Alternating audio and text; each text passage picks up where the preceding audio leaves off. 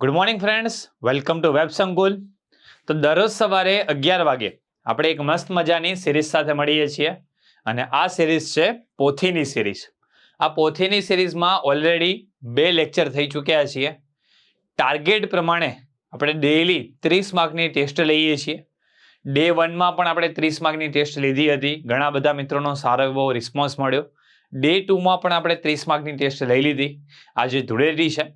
ધૂળેટી હોવાથી આપણે વેબ સંકુલમાં રજા છે, પરંતુ તમારું ભણવાનું ના અટકે એટલે આપણે રેકોર્ડેડ લેક્ચર તમને આપી રહ્યા છીએ. તો રેકોર્ડેડ લેક્ચરમાં પણ 30 માર્કની ટેસ્ટ છે. તમારે કમેન્ટ બોક્સમાં કમેન્ટ કરતા જવાનું છે ક્વેશ્ચન નંબર 1 થી ક્વેશ્ચન નંબર 30 સુધીના આન્સર. ઓકે, જેમ ક્વેશ્ચન આવતા જાય એમ તમારે આન્સર કમેન્ટ કરતા જવાના છે, અથવા તો એક બુક લઈને બેસવાનું છે અને એની અંદર આન્સર કમેન્ટ કરતા જવાના છે અને જોવાનું છે કે તમારા કેટલા આન્સર સાચા પડે છે, ક્વેશ્ચન આન્સર સાચા પડે છે એ તમારે જોતા જવાનું છે. તો શરૂઆત કરીએ છીએ આપણે ક્વેશ્ચન નંબર 1 થી આપણી સિરીઝ જીસીઆરટી પોથીની એપિસોડ નંબર 3 ની. ઓકે, એપિસોડ નંબર 3 ની શરૂઆત કરીએ એના પહેલા થોડી માહિતી આપી દઉં સ્માર્ટ કોર્સ વિશે. ઓકે, પડાપડી ઓફર અત્યાર સુધીની સૌથી મોટી ઓફર છે. ઓકે, એના પર મોટામાં મોટું ડિસ્કાઉન્ટ મળી રહ્યું છે. જે પણ મિત્રો આનો લાભ લેવા માંગતા હોય ચોક્કસ આનો લાભ મેળવી શકે છે. જબરદસ્ત ડિસ્કાઉન્ટ મળી રહ્યું છે. જો તમે માની લો કે જનરલ કોર્સ ખરીદવા માંગો છો, એ પણ તમે 1 વર્ષ માટે કોર્સ ખરીદવા માંગો છો વિથ મટીરિયલ, તો એની કિંમત કેટલી છે? 17,500 એની કિંમત છે. પરંતુ ડિસ્કાઉન્ટ સાથે તમને કોર્સ કેટલામાં પડશે? 6,111 માં તમને આ કોર્સ પડશે. એટલે વિચારો કે ડિસ્કાઉન્ટ કેટલું બધું થયું, તો 80% ની આસપાસ આ ડિસ્કાઉન્ટ થયું. ઓકે, હવે કિંમત કેટલી છે? 6,111. તો મટીરિયલ જે બુક સેટ આવે છે, ક્લાસરૂમ મટીરિયલ આવે છે, એની સાથે ટેસ્ટ સિરીઝ આવે છે, એની કિંમત જ આશરે 5 થી 6,000 જેટલી થઈ જાય છે. ઓકે, તો જેટ મીન તમને મટીરિયલ જ ની કિંમતમાં જ તમને કોર્સ મળી રહ્યો છે. એટલે વિડીયો કોર્સ તમને બિલકુલમાં ફ્રી પડી રહ્યો છે. તો ચોક્કસથી આ વિડીયો કોર્સ તમે ખરીદી શકો છો. જનરલ કોર્સ છે, ટેટ છે, કોન્સ્ટેબલ છે, પીએસઆઈ છે, mission GPSC prelim plus men's છે, ફોરેસ્ટ છે, વિવિધ પ્રકારના કોર્સ છે. યાદ રાખજો 13 માર્ચ સુધી જ ઓફર છે. તો જે પણ મિત્રોને ઓફરનો લાભ મેળવવા માંગતા હોય આજે જ મેળવી લે. વધારે માહિતી માટે હેલ્પલાઇન નંબરનો કોન્ટેક્ટ કરી શકો છો. ઓકે, ચલો આજના ટાર્ગેટ શું છે? આમ તો ગઈકાલે મેં તમને ટાર્ગેટ કહી દીધા હતા, તેમ છતાં ઘણા મિત્રો આજે લેક્ચર ફર્સ્ટ ટાઈમ જોઈ રહ્યા હશે. જે મિત્રો ફર્સ્ટ ટાઈમ લેક્ચર જોઈ રહ્યા છે બધા મિત્રોને કહી દઈએ, દરરોજ સવારે 11 વાગે આપણે લાઈવ ટેસ્ટ સાથે મળીએ છીએ. આમ તો લાઈવ લેક્ચર હોય છે, પરંતુ જે દિવસે રજા હશે એ દિવસે તમને રેકોર્ડેડ લેક્ચર મળશે. તો દરરોજ સવારે 11 વાગે આપણે ટેસ્ટ હોય છે. ઓકે, તો આજના ટાર્ગેટ શું છે? તો આજના ટાર્ગેટ છે ધોરણ 11 માં ચેપ્ટર નંબર 3 અને 4. ચેપ્ટર નંબર 3 અને 4 કયું છે? તો વૈદિક ધર્મ અને સંસ્કૃતિ ભાગ 1, વૈદિક ધર્મ અને સંસ્કૃતિ ભાગ 2. આ ચેપ્ટર ઇતિહાસમાં છે. અને જ્યારે ધોરણ 12 માં ગુજરાતીની વાત કરીએ તો ચેપ્ટર નંબર 7, 8, 9 શ્યામરંગ સમીપે, અમરનાથની યાત્રાએ અને ભવના અબોલા. જ્યારે ધોરણ 6 માં ચેપ્ટર નંબર 7, 8, 9 પગલે પગલે, બિરબલની યુક્તિ અને પાદર. આ ચેપ્ટર છે ગુજરાતીમાં. તો ગુજરાતી અને ઇતિહાસના આ ચેપ્ટરની આજે આપણે 30 માર્કની ટેસ્ટ લેવા જઈ રહ્યા છીએ.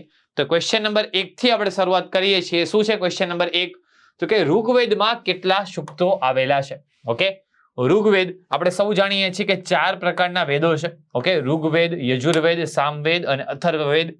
એમાં પણ ઋગ્વેદની વાત કરીએ છીએ તો ઋગ્વેદમાં 10 જેટલા મંડળો છે. કેટલા મંડળો છે? 10 જેટલા મંડળો છે. તેમાં સૂક્તો કેટલા આવેલા છે એ તમારે જણાવવાનું છે. સૂક્તો કેટલા આવેલા છે? 1028 જેટલા ઋગ્વેદમાં સૂક્તો આવેલા છે. કેટલા સૂક્તો આવેલા છે? 1028 જેટલા સૂક્તો એ ઋગ્વેદમાં આવેલા છે. ઓકે, તો તમે અહીંયા જોઈ શકો છો ઋગ્વેદની અંદર 1028 જેટલા સૂક્તો આવેલા છે. 10 જેટલા પ્રકરણો કે મંડળની અંદર ઋગ્વેદ વહેંચાયેલો છે. તો યાદ રાખશું, ઋગ્વેદની અંદર 10 જેટલા પ્રકરણો કે મંડળોની અંદર વહેંચાયેલો છે અને 1028 જેટલા સૂક્તો આવેલા છે. ઓકે, તો એ બાબત આપણે યાદ રાખીશું. ચલો આગળ વધીએ છીએ ક્વેશ્ચન નંબર 2 તરફ. કયા વેદમાં આર્ય અને અનાર્ય સંસ્કૃતિનો સમન્વય જોવા મળે છે? ઋગ્વેદ, સામવેદ, યજુર્વેદ અને અથર્વવેદ. તો સૌથી પહેલી બાબત, વેદો કેટલા જોવા મળે છે? તો વેદોની સંખ્યા ટોટલ 4 જોવા મળે છે. એની અંદર આપણે હમણાં ચર્ચા કરી ગયા ઋગ્વેદની, તો કે ઋગ્વેદની અંદર 10 જેટલા મંડળો અને 1028 જેટલા સૂક્તો જોવા મળે છે. હવે પ્રશ્ન આપણો એમ છે કે આર્ય અને અનાર્ય સંસ્કૃતિનો સમન્વય જોવા મળે છે. તો ક્યાં જોવા મળે છે? ચલો કમેન્ટ કરો ફટાફટ. તો આર્ય અને અનાર્ય સંસ્કૃતિનો સમન્વય ક્યાં જોવા મળે છે? અથર્વવેદની અંદર આર્ય અને અનાર્ય સંસ્કૃતિનો સમન્વય જોવા મળે છે. તો તમે જોઈ શકો છો અહીંયા લખ્યું છે કે અથર્વવેદમાં આર્ય અને અનાર્ય સંસ્કૃતિનો સમન્વય દર્શાવે છે. ઓકે, તો અહીંયા દર્શાવેલું છે અથર્વવેદમાં આર્ય અને અનાર્ય સંસ્કૃતિનો સમન્વય જોવા મળે છે. ઓકે, તે બાબત આપણે યાદ રાખીશું. અથર્વવેદમાં આર્ય અને અનાર્ય સંસ્કૃતિનો શું જોવા મળે છે? સમન્વય જોવા મળે છે. હવે વાત કરેલી છે આર્યોની ઉત્પત્તિ વિશેના કથન અને એની કયા વ્યક્તિએ જણાવેલું છે કે ભાઈ આર્યો કઈ જગ્યાથી આવ્યા હતા એ બાબત વિશે તમારે ઉલ્લેખવાનું છે. ઓકે, તો સ્વામી દયાનંદ સરસ્વતીએ શું ઉલ્લેખ કર્યો છે? લોકમાન્ય તિલકે શું ઉલ્લેખ કર્યો છે? મેક્સ મુલરે શું ઉલ્લેખ કર્યો છે? સ્વામી દયાનંદ સરસ્વતીએ શું કીધું છે? તિબેટથી આવ્યા છે, ઉત્તર ધ્રુવથી આવ્યા છે, મધ્ય એશિયાથી આવ્યા છે. લોકમાન્ય તિલકે શું કીધું છે ને મેક્સ મુલરે શું કીધું છે તમારે જણાવવાનું છે. ચલો, તો યોગ્ય જોડકું જોડવાનું છે. હવે આમાં તમને ના આવડતું હોય તો સૌથી સહેલી બાબત તમારે પકડવાની જોડકામાં. સૌથી સહેલી બાબત કઈ છે એ પકડીને તમારે જોડકું જોડવાનો પ્રયત્ન કરવાનો. ઓકે, તો ચલો જોડકું જોડવાનો પ્રયત્ન કરો. ક્વેશ્ચન નંબર 3 માં શું આન્સર થવો જોઈએ? તો આનો આન્સર શું થશે? Option A. ઓકે, કઈ રીતે થશે? તો સ્વામી દયાનંદ સરસ્વતીના મતે આર્યો એ તિબેટથી આવેલા છે.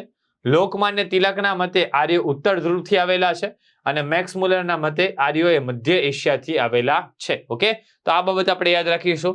સ્વામી દયાનંદ સરસ્વતીના મતે ક્યાંથી? તિબેટથી. એ જ પ્રમાણે લોકમાન્ય તિલકના મતે ક્યાંથી? ઉત્તર ધ્રુવથી. અને એ જ પ્રમાણે મેક્સ મુલરના મતેથી ક્યાંથી? તો મધ્ય એશિયાથી આવેલા છે. આર્યોની ઉત્પત્તિ વિશેના બાબતો દરેક વ્યક્તિના અલગ અલગ મંતવ્યો છે. ઓકે, ચલો, તો તમે અહીંયા જોઈ શકો છો દરેક વ્યક્તિના અલગ અલગ મત પ્રચલિત છે. જેમ કે લોકમાન્ય તિલક અને સ્વામી દયાનંદ સરસ્વતીની માન્યતા મુજબ ઉત્તર ધ્રુવ અને તિબેટથી આર્યો આવ્યા હોવાનું જણાય છે. જ્યારે મેક્સ મુલરના મત મુજબ આર્યોનું મૂળ સ્થાન મધ્ય એશિયા હતું. તો આપણે યાદ રાખીશું કે ભાઈ કયા વ્યક્તિના મંતવ્ય મુજબ આર્યોનું મૂળ સ્થાન શું હતું. ઓકે, કયા વ્યક્તિઓના મંતવ્ય મુજબ આર્યોનું મૂળ સ્થાન શું હતું એ આપણે યાદ રાખીશું.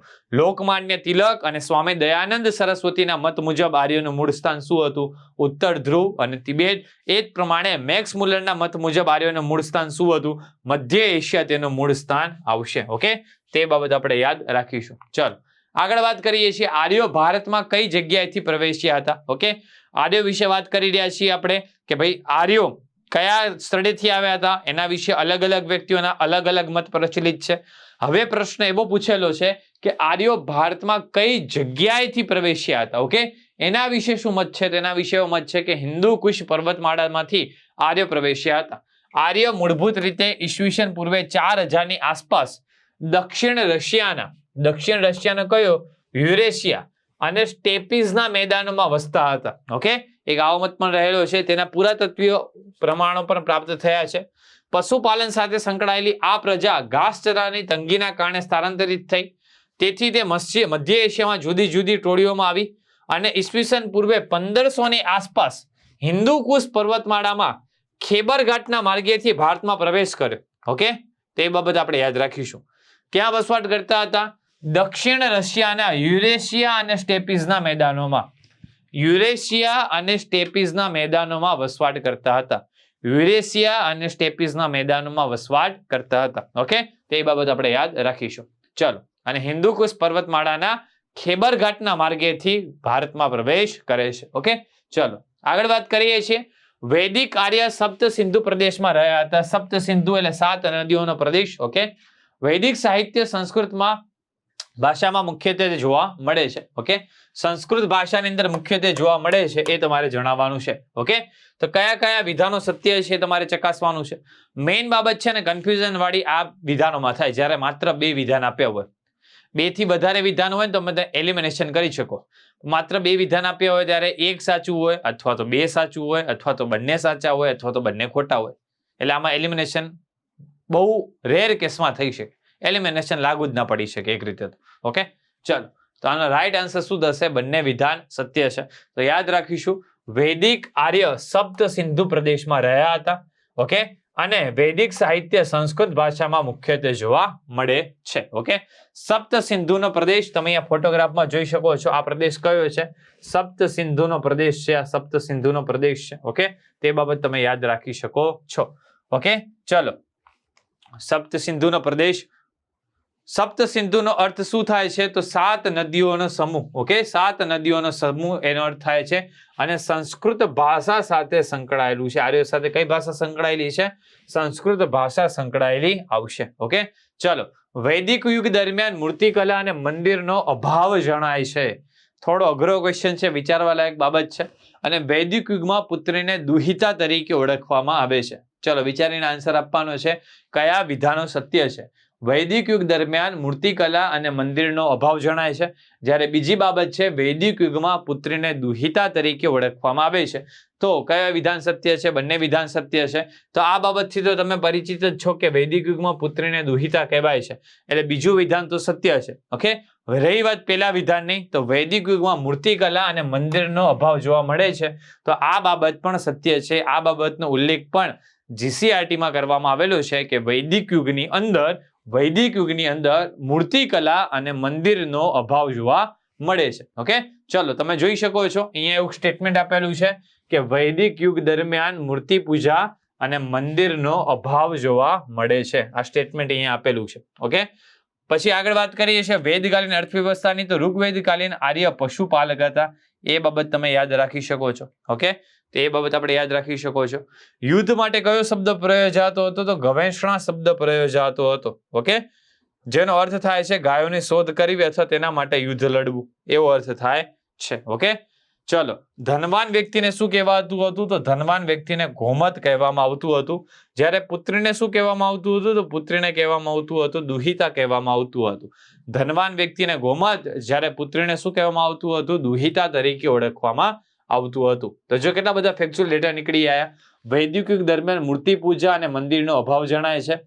ઋગ્વેદિક કાલીન આર્ય શું હતા? તો પશુપાલક હતા. ધનવાન વ્યક્તિને શું કહેવાય છે? ગોમત કહેવાય છે. પુત્રીને શું કહેવાય છે? દુહિતા કહેવાય છે. અને યુદ્ધ માટે કયો શબ્દ છે? ગવેષણા શબ્દ છે. જે સામાન્ય ગાયો માટે યુદ્ધ લડાતું હતું તેને ગવેષણા તરીકે ઓળખવામાં આવે છે. ઓકે, તો આ બધા ફેક્ચ્યુઅલ ડેટા પરીક્ષામાં પૂછાઈ શકાય એવા છે. આગળ વધીએ છીએ. ઋગ્વેદમાં દર્શાવેલા સપ્ત સિંધુનો પ્રદેશ વર્તમાનમાં ભારતનો કયા પ્રદેશ તરીકે ઓળખાય છે? સપ્ત સિંધુ આપણે સૌ પરિચિત છીએ. સપ્ત સિંધુનો પ્રદેશ. ઓકે, તો વર્તમાનમાં ભારતનો પંજાબ પ્રદેશ જે છે એ સપ્ત સિંધુ પ્રદેશ તરીકે જાણીતો છે. આનો સારો ભાગ પાકિસ્તાનના પંજાબ ખાતે પણ આવેલો છે. ઓકે, તમે ફોટોગ્રાફમાં જોઈ શકો છો. આ સપ્ત સિંધુનો પ્રદેશ છે. ઓકે, સારો ભાગ પાકિસ્તાન સાથે પણ સંકળાયેલો આવશે. સપ્ત સિંધુ 7 નદીઓ સંકળાયેલી આવશે. 7 નદીઓમાં તમે જોઈ શકો છો ચેલમ, જીનાબ, રાવી, બિયાસ, સતલુજ. ઓકે, આ બધી નદીઓ સંકળાયેલી છે. અનુવૈદિક અથવા ઉત્તર વૈદિક કાળનો સમયગાળો, ખાસ કરીને વર્ગ 3 ની પરીક્ષામાં ફેક્ચ્યુઅલ ડેટા બહુ પૂછાતા હોય છે. કોઈ પણ સંસ્કૃતિ છે એનો સમયગાળો પરીક્ષામાં વારંવાર પૂછાતો હોય છે. ઓકે, કે કયા સમયગાળા દરમિયાન આ સંસ્કૃતિ થઈ ગઈ. ઓકે, અથવા તો આ રાજાઓ કયા સમયગાળા દરમિયાન થઈ ગયા, આવા પ્રશ્નો પરીક્ષામાં વારંવાર પૂછાતા હોય છે. તો અહીંયા પ્રશ્ન પૂછેલો છે અનુવૈદિક અથવા ઉત્તર વૈદિક કાળનો સમયગાળો. તેનો સમયગાળો કયો આવશે? ઈસવીસન પૂર્વે 1000 થી કરીને ઈસવીસન પૂર્વે 600 એનો સમયગાળો આવશે. ઓકે, તો તમે જોઈ શકો છો અનુવૈદિક ભારત ઈસવીસન પૂર્વે 1000 થી કરીને ઈસવીસન પૂર્વે 600 સુધીનો સમયગાળો એ અનુવૈદિક ભારતનો સમયગાળા તરીકે ઓળખવામાં આવે છે. અથવા તો તેને ઉત્તર વૈદિક ભારતના સમયગાળા તરીકે પણ ઓળખવામાં આવે છે. અનુવૈદિક ભારતના સમયગાળા અથવા તો ઉત્તર વૈદિક ભારતના સમયગાળા તરીકે તેને ઓળખવામાં આવે છે. ઓકે, તો બાબતે આપણે યાદ રાખીશું. શંકરાચાર્ય, માધવાચાર્ય અને રામાનુજાચાર્ય, વારંવાર પરીક્ષામાં મિત્રો આ ડેટા પૂછાતો હોય છે. અને આ ડેટા જીસીઈઆરટીમાં આપેલો છે, એટલે આ ડેટા બહુ અગત્યનો છે. વિશિષ્ટાદ્વૈતવાદ, દ્વૈતવાદ, અદ્વૈતવાદ, વારંવાર આવો ડેટા પરીક્ષામાં પૂછાતો હોય છે, એટલે ડેટા આપણને યાદ રાખવો પડે. ઓકે, તો આ ડેટા સિમ્પલ છે. કઈ રીતે ડેટા જોડવાનો છે? શંકરાચાર્ય, તો શંકરાચાર્ય શું આવશે? અદ્વૈતવાદ આવશે. માધવાચાર્ય તો શું આવશે? દ્વૈતવાદ આવશે. અને રામાનુજાચાર્ય તો શું આવશે? વિશિષ્ટાદ્વૈતવાદ આવશે. ઓકે, તો આ ડેટા આપણે યાદ રાખવાનું થશે.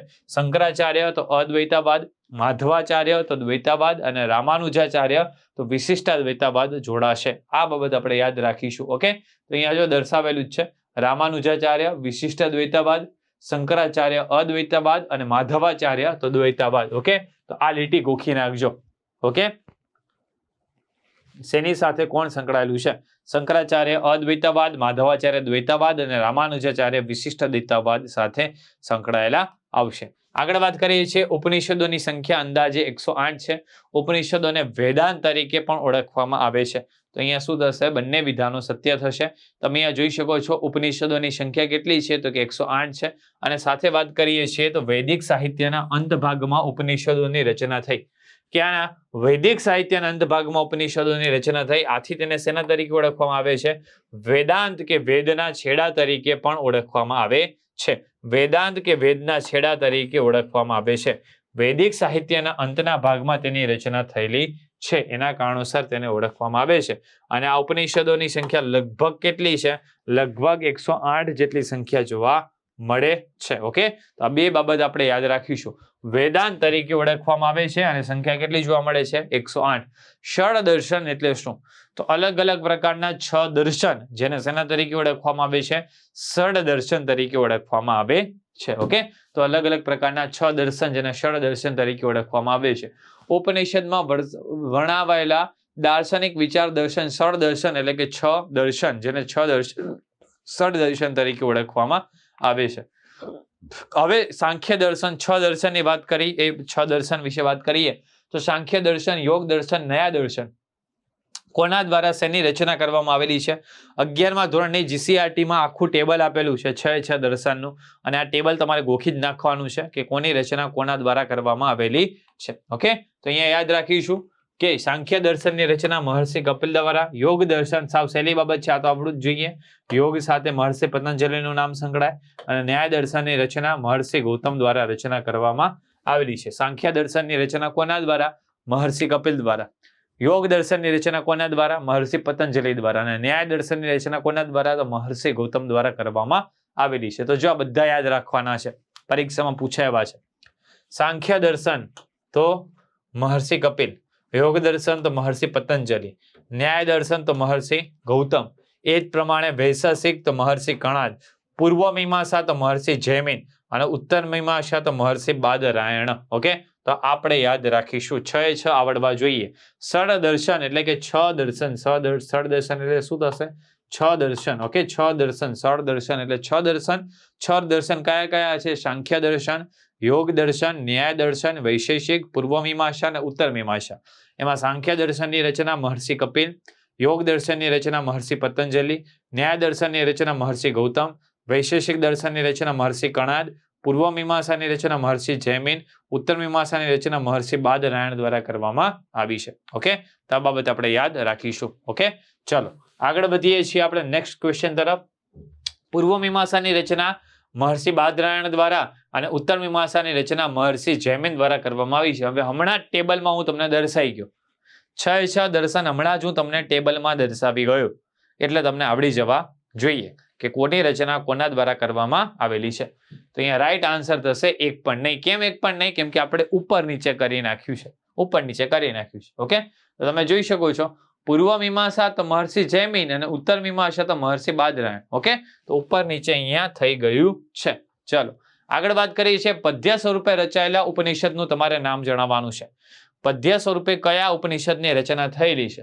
તો પદ્ય સ્વરૂપે કયા ઉપનિષદની રચના થયેલી છે? તો કેનોપનિષદની રચના એ પદ્ય સ્વરૂપે થયેલી છે. ઓકે, તો તમે જોઈ શકો છો પદ્ય સ્વરૂપે રચાયેલા ઉપનિષદની રચના કઈ છે? કેનોપનિષદ, કે જેની રચના પદ્ય સ્વરૂપે થયેલી છે. ઓકે, કેનોપનિષદની રચના પદ્ય સ્વરૂપે થયેલી છે. ઓકે, અને તમે અહીંયા પણ જોઈ શકો છો કેનોપનિષદ જેની રચના પદ્ય સ્વરૂપે થયેલી છે. પછી આગળ વાત કરી છે ક્વેશ્ચન નંબર 15. સૂત્ર સાહિત્યના મુખ્યત્વે 6 વિભાગ હતા, જેમાં શિક્ષા, છંદ, વ્યાકરણ, નિરુક્ત, કલ્ય અને જ્યોતિષનો સમાવેશ થાય છે. તો બંને બાબત સત્ય છે. સૂત્ર સાહિત્યના કેટલા વિભાગ હતા? તો એના 6 વિભાગ હતા. અને આ 6 વિભાગની અંદર શાનો સમાવેશ થાય છે? શિક્ષા, છંદ, વ્યાકરણ, નિરુક્ત, કલ્ય અને જ્યોતિષનો સમાવેશ થાય છે. તો બંને વિધાનો સત્ય છે. તો બંને બાબતો તમે અહીંયા જોઈ શકો છો. કયા કયા 6 વિભાગો? સૂત્રમાં મુખ્યત્વે કેટલા વિભાગ જોવા મળે છે? 6 વિભાગો. કયા કયા 6 વિભાગો? શિક્ષા, છંદ, વ્યાકરણ, નિરુક્ત, કલ્પ અને જ્યોતિષ. આ 6 વિભાગોનો સમાવેશ થાય છે. ઓકે, ચલો તો આ બાબત આપણે યાદ રાખીશું. ચલો આગળ વધીએ એના પહેલા જે મિત્રો ક્લાસરૂમ કોર્સ ગાંધીનગરમાં જેવું શિક્ષણ ઓફલાઈનમાં મળે છે એવા શિક્ષણનો અનુભવ ઘરે બેઠા કરવા માંગે છે તો ક્લાસરૂમ કોર્સનો લાભ ચોક્કસથી મેળવી શકે છે.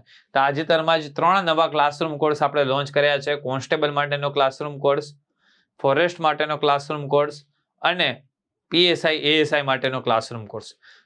ઓલરેડી આ ક્લાસરૂમ કોર્સમાં આશરે 40 થી 50 જેટલા વિડીયોઝ લેક્ચર્સ અવેલેબલ થઈ ચૂક્યા છે અને જેમ જેમ લેક્ચર્સ અહીંયા લેવાતા જાય એમ લેક્ચર મુકાતા જાય છે તો આ ક્લાસરૂમ કોર્સ તમે ચોક્કસથી ખરીદી શકો છો. વધારે માહિતી માટે હેલ્પલાઇન નંબરનો કોન્ટેક્ટ કરી શકો છો. જે પણ મિત્રો ક્લાસરૂમ કોર્સ ખરીદવા માંગે છે આજે જ વેબ સંકુલ એપ્લિકેશનનો કોન્ટેક્ટ કરી શકે છે. એની અંદર જબરદસ્ત પડાપડી ઓફર ચાલી રહી છે તો એકવાર હેલ્પલાઇન નંબરનો કોન્ટેક્ટ કરીને આ ક્લાસરૂમ કોર્સ ખરીદી શકો છો. ઓકે, ચલો આગળ વધીએ છીએ. વેદકાલીન રાજ્ય વ્યવસ્થામાં કુલપ એટલે શું? કુલપનો અર્થ શું થાય? હમણાં વાત કરી દુહિતાનો અર્થ પુત્રી થતું હતું. ઓકે, ગવેષણાનો અર્થ યુદ્ધ થતું હતું એટલે કે ગાયો માટે લડાતું યુદ્ધ એવો અર્થ થતું હતું. તો હવે આપણે અર્થ જણાવવાનો છે કે કુલપનો અર્થ શું થાય. કુલપનો અર્થ શું થાય છે તો કે કુટુંબનો વડો એ કુલપનો અર્થ થાય છે. ઓકે, તમે જોઈ શકો છો અલગ અલગ અહીંયા અર્થ આપેલા છે. ઓકે, સેનાની એટલે કે સેનાપતિ, કુલપ એટલે કે કુટુંબનો વડો, ગ્રામણી એટલે ગામનો મુખી, આ બધા શબ્દો આપેલા છે. સેનાની, સેનાપતિ, કુલપ તો કુટુંબનો વડો અને ગ્રામણી તો ગામનો મુખી, આ બધા શબ્દો આપણે યાદ રાખવાના થશે. ઓકે, ચલો આગળ વધીએ છીએ. સર્વધર્મ પ્રાર્થના, વિશ્વ વાત્સલ્ય અને ધર્માનુબંધના રચયિતા કોણ છે? દયારામ, નર્મદ, સંતબાલ કે એક પણ નહીં? થોડો અઘરો ક્વેશ્ચન આવ્યો છે. GCRT ના વાંચી હોય ને તો લોચા પડી શકે પણ GCRT વાંચવાની છે આપણે કેમ કે મેં ટાર્ગેટ આપી દીધા છે એટલે GCRT તો વાંચવી જ પડે. ઓકે, ચલો તો અહીંયા રાઈટ આન્સર શું થશે? સંતબાલ રાઈટ આન્સર થશે. તમે ફોટોગ્રાફમાં સંતબાલને જોઈ શકો છો. આ સંતબાલનો જન્મ ક્યાં થયેલો છે? આ સંતબાલનો જન્મ મોરબી તાલુકામાં ટોળ ગામમાં તેમનો જન્મ થયેલો છે. મોરબી તાલુકામાં ટોળવારમાં તેમનો જન્મ થયેલો છે. આ સંતબાલનું સંસારી નામ શું હતું? આ સંતબાલનું સંસારી નામ શિવલાલ હતું. ઓકે, તેઓ ક્રાંતિકારી જૈન સંત હતા. ક્રાંતિકારી જૈન સંત હતા. ક્રાંતિકારી જૈન સંત હતા. ઓકે, અને તેમના દ્વારા જે 10 પુસ્તકો રચના કરવામાં આવી છે સર્વધર્મ પ્રાર્થના, વિશ્વ વાત્સલ્ય, મહાવીર, બ્રહ્મચર્ય સાધના, ધર્માનુબંધ, વિશ્વ દર્શન એવા બધા પુસ્તકોની રચના કરવામાં આવી છે. આગળ વાત કરીએ છીએ રૂઢિપ્રયોગનો અર્થ જણાવો. લાલ પીળા થઈ જવું. ઓકે, લાલ પીળા થઈ જવું આ તો આપણે વારંવાર રૂઢિપ્રયોગનો ઉપયોગ કરતા હોઈએ છીએ. લાલ પીળા થઈ જવું, ખૂબ ગુસ્સે થઈ જવું, ખૂબ ગુસ્સો આવે તેને શું કહેવાય? લાલ પીળા થઈ જવું. તમે આ જોઈ શકો છો લાલ પીળા થઈ જવું તો ખૂબ ગુસ્સો થવું. ઓકે, ખૂબ ગુસ્સો આવવો એને પણ શું કહેવાય છે? લાલ પીળા થઈ જવું, જેને ખૂબ ગુસ્સે થવો એ અર્થ દર્શાવે છે. ઓકે, ચલો આગળ વધીએ છીએ. વીરવાડા તથા અરવલ્લી આ નવલકથાના રચયિતા કોણ છે? મણિશંકર ભટ્ટ, સ્નેહરશ્મિ, કિશોરસિંહ સોલંકી કે એક પણ નહીં? હવે આમાંથી થોડું સાહિત્યકારના નામ વાંચશો ને એટલે આઈડિયા આવી જશે કે આ સાહિત્યકાર તો નહીં જ આવે. તો એક જ સાહિત્યકાર એમ કરતા કરતા વધશે અને એનો રાઈટ આન્સર થશે કિશોરસિંહ સોલંકી. કિશોરસિંહ સોલંકીની વાત કરીએ છીએ તો તેમનો જન્મ ક્યાં થયેલો છે? બનાસકાંઠા જિલ્લાના મગરવાડા ગામમાં તેમનો જન્મ થયેલો છે અને તેમની અગત્યની નોંધપાત્ર નવલકથાઓ કઈ છે? વીરવાડા તથા અરવલ્લી તેમની અગત્યની નોંધપાત્ર નવલકથાઓ છે. ઓકે, અને આની સાથે સાથે હાઈંકા જેવું પ્રયોગશીલ કાવ્ય સ્વરૂપ તેમના દ્વારા આપવામાં આવેલું છે. તો આ 3 કૃતિઓ આપણે યાદ રાખીશું. વીરવાડા, અરવલ્લી અને હાઈંકા જેવું કાવ્ય સ્વરૂપ. આ 3 બાબતો આપણે યાદ રાખીશું. આગળ વધીએ છીએ. શબ્દ સમૂહ માટે એક શબ્દ આપો. ઢોરને પાણી પીવાનો કુંડ. ગૌણ સેવાની પરીક્ષામાં આ પ્રશ્ન પૂછાઈ ચૂક્યો છે. ઢોરને પાણી પીવાનો કુંડ એનો અર્થ શું થાય છે? તો હવાડો તરીકે તેને ઓળખવામાં આવે છે. તો તમે અહીંયા શબ્દ જોઈ શકો છો હવાડો. ઢોરને પાણી પીવાનો કુંડ જેને શેના તરીકે ઓળખવામાં આવે છે? હવાડો તરીકે ઓળખવામાં આવે છે. ઓકે, આની સાથે આ પ્રશ્ન પણ પૂછાઈ ચૂક્યો છે. વેડુનો મતલબ શું થાય? તો વેડુનો મતલબ થાય રેતી. તો આ પ્રશ્ન પરીક્ષામાં પૂછાઈ ચૂક્યો છે. આગળ વાત કરી છે શ્યામરંગ સમીપેના રચયિતા કોણ છે? ઓકે, તો આના રચયિતા કોણ છે? દયારામના રચયિતા છે. તમે જોઈ શકો છો શ્યામરંગ સમીપે દયારામ. તો દયારામનો જન્મ ક્યાં થયેલો છે? તો દયારામનો જન્મ ચાણોદ ગામમાં જન્મ થયેલો છે. જન્મ પૂછાય કે દયારામનો જન્મ ક્યાં થયેલો છે? તો દયારામનો જન્મ ચાણોદ ખાતે તેમનો જન્મ થયેલો છે. હવે જો એ જ પ્રશ્ન પૂછેલો છે કે દયારામનો જન્મ કયા ગામમાં થયો હતો? તો દયારામનો જન્મ ચાણોદ ખાતે થયો હતો. ક્યાં થયો હતો? ચાણોદ ખાતે. ઓકે, તો તમે જોઈ શકો છો અહીંયા ઉલ્લેખ છે ચાણોદ ખાતે તેમનો જન્મ થયેલો હતો. ગરબીના પિતાથી ગુજરાતી સાહિત્યમાં કોણ ઓળખાય છે?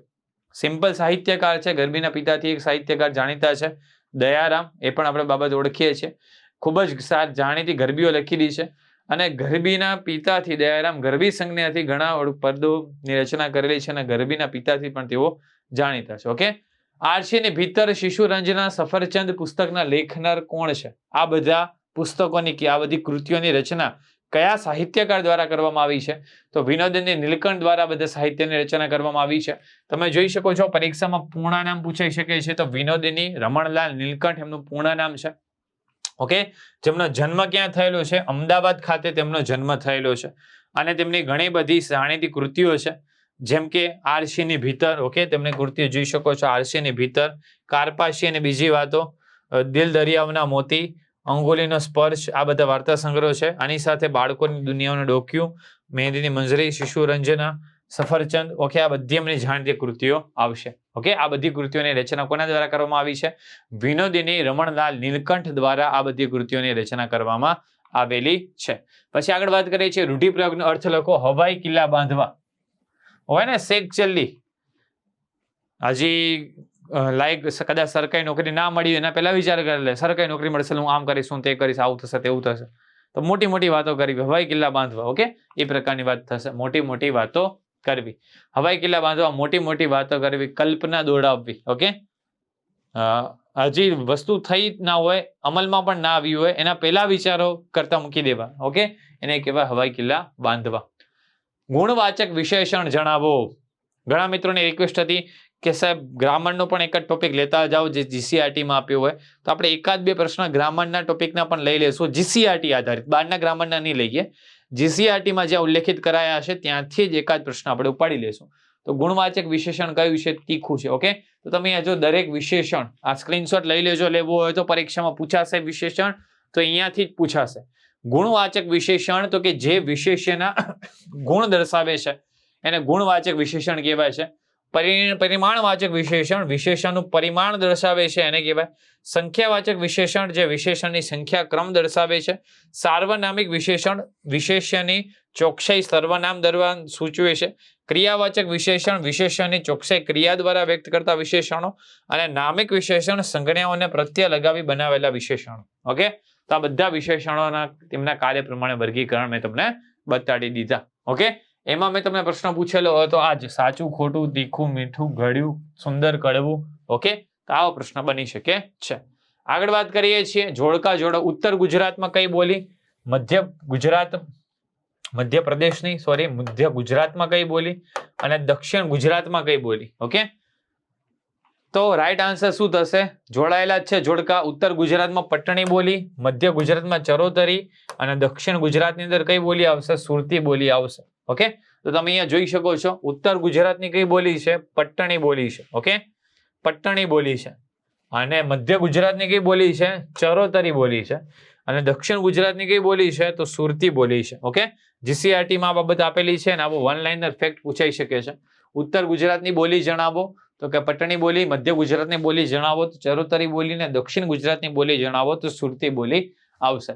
સમાનાર્થી શબ્દ જણાવો. સમુદ્ર, સમુદ્રનો સમાનાર્થી શબ્દ શું થાય? તો સિમ્પલ છે, સમુદ્ર, દરિયો, સાગર, આ બધા શબ્દો સમુદ્રના સમાનાર્થી શબ્દ થશે. ઓકે, તો તમે એમાં જોઈ શકો છો સમુદ્ર, દરિયો, સમુદ્ર. આ યાદ રાખવા જેવું છે. ઢાંઢો, ઢાંઢોનો અર્થ થાય બળદ. ઓકે, અગર તો એક જાતનું સુગંધીદાર લાકડું. ઓકે, ઓબાડ તો ઉબાડો. ઓકે, તો યાદ રાખી શકો છો. સમડી એટલે સમડી. કરમ તો નસીબ. કમાડ તો દરવાજા, બારણા. તો આ બધા શબ્દો આપણે યાદ રાખી શકીએ છીએ. નેક્સ્ટ ક્વેશ્ચન તરફ આપણે આગળ વધીએ છીએ. Question number 29. તડકી છાયડી જોવી એ શબ્દનો અર્થ શું થાય છે?